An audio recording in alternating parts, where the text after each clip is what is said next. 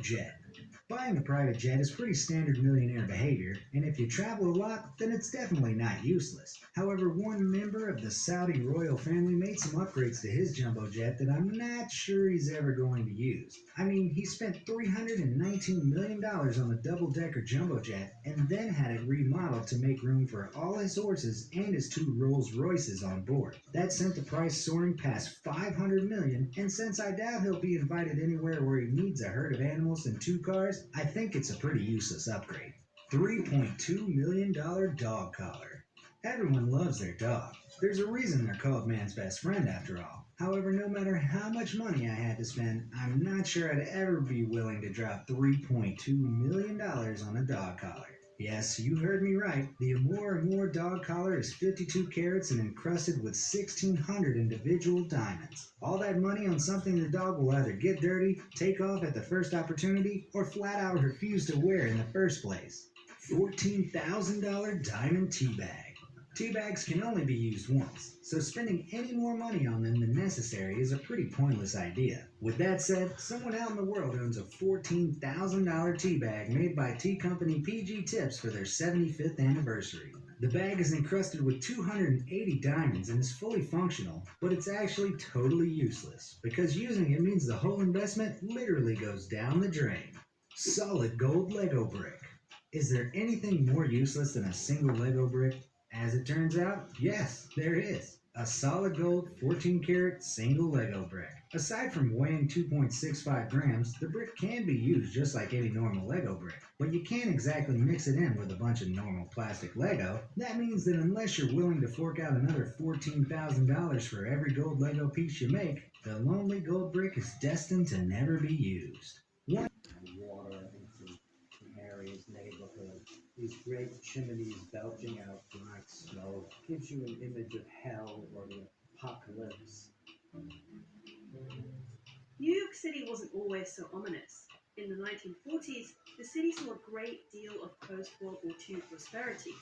Buildings rose from concrete to clouds as the skyline took shape and industry thrived. But in the decades to follow, the city began showing the negative effects of its industrial boom. When you go to your window, it'd be covered with dust and dirt. People would have a lot of cases of asthma and coughing, and your eyes would burn. It was like what they have now in China, that big smog. During the 50s and 60s, New York City looked a lot like Beijing does today. Toxic smog has besieged Beijing for decades, and on some days, residents can't even leave their homes, and there are documented widespread health problems among its population, akin to the problems felt in New York. Now, the ill effects of toxic smog come down to these little guys, particulates, tiny microscopic solid particles or liquid droplets suspended in the air, commonly created by burning fossil fuels or wood, as well as power plants and industrial facilities. Particulates suspended in the air vary in size, but essentially, the smaller they are, the deeper they can penetrate your respiratory system, or even your bloodstream. The EPA considers any particle smaller than 2.5 micrometers in diameter extremely hazardous to breathe. And if you can't wrap your head around how small that is, then think about a human hair, which is around 70 micrometers in diameter. That's 30 times larger than fine particulates. Today, these fine particulates are monitored and measured by an air quality index, or AQI for short, where a range of 0 to 50 is considered safe. To put Beijing's pollution crisis into perspective, over the past 5 years, the city saw readings as high as 755. That's so bad, there isn't even a category for it. However, in the 1960s, air pollution wasn't really measured in this way, which does make it difficult to draw a quantifiable comparison. What we do know is that scientists in the 1960s did report extremely elevated levels of damaging air pollutants, such as carbon monoxide and sulfur dioxide in New York City. In 1966, during a period of elevated air pollution known as the killer smog, researchers found an increase in death rate of 24 fatalities per day. And the medical community acknowledged the toll air pollution was taking on people's health, with one city medical examiner remarking, "On the autopsy table, it's unmistakable. The person who spent his life in the Adirondacks has nice pink lungs. The city dwellers are black as coal. But for those who lived outside of the city, some of the most impactful evidence of the hazardous pollution that plagued New York were photographs, like Arthur's. And his photos became an important catalyst in the fight to clean up the city. The movement for doing that began with me, actually, in the 1960s. The images I created, like a thunderstorm over New York Cemetery with a man coming through the smoke, became very well known as kind of environmental imagery. Arthur's images were published in magazines and put on posters in the hopes that they would be seen by those who had the power to enforce change.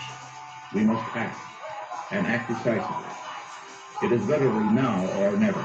In the 1970s, President Richard Nixon introduced environmental policies and programs intended to clean up America. He created the Environmental Protection Agency, and companies dumping toxic waste into waterways and releasing pollutants into the air were finally held accountable. When the EPA came along and said, no, you can't keep doing that, we have clean water and clean air standards. You know, it wasn't easy, it took time because these corporations fight back as much as they can.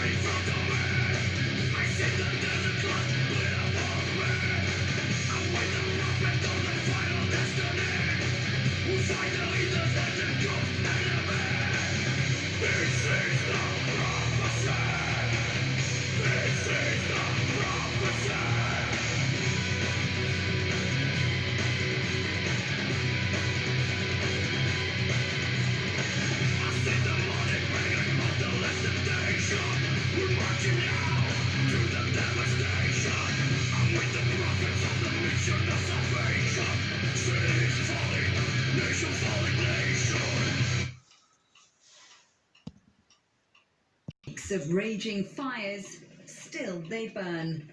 The smoke choking its way across Brazil, affecting the lives of millions of people. It's not good. It blocks your nose. There's a lack of air. It's difficult to sleep because it's hard to breathe. The fires leave their mark wherever they go, destroying whatever is in their path. After an international outcry, Brazilian President Jair Bolsonaro decided to send in the army. Military planes have been pumping vast amounts of water across the Amazon state of Rondônia in the north of the country. Soldiers have also been offering backup to struggling firefighters in this region and in other states. But with almost 80,000 fires registered across Brazil this year alone, it's a monumental task. Protests across Brazil, including here in Rio de Janeiro, are pointing the finger at President Bolsonaro and his government. They're blaming them for allowing mining and farming in the rainforests, areas that were formerly protected. Defending the Amazon is defending human beings. Humans depend on the Amazon. We are part of nature. We are nature. So it's impossible not to defend it. The Amazon fires have also spread into Bolivia. Proof, if any more were needed, that this unfolding environmental crisis knows no boundaries.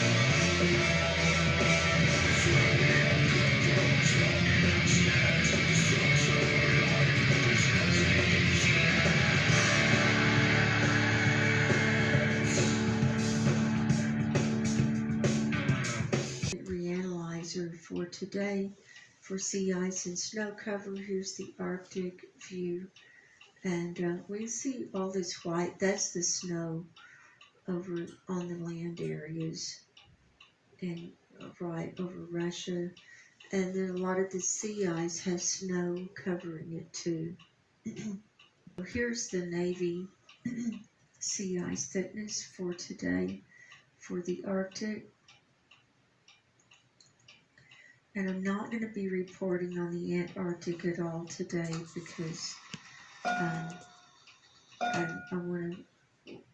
spent time going over the Sam Karenin thing, so we're just going to report on methane and sea ice. You know what to look for when we reach 3C, because it's coming fast. And, you know, it doesn't really matter. It does matter that I was kind of having a heart attack thinking, oh my God, we're already at 3C. What does that mean? But it's already bad enough if we're already above 2C. And they say, so let's go over here. So here's the old chart. And so I was having a nervous breakdown over this, and then here's the new chart.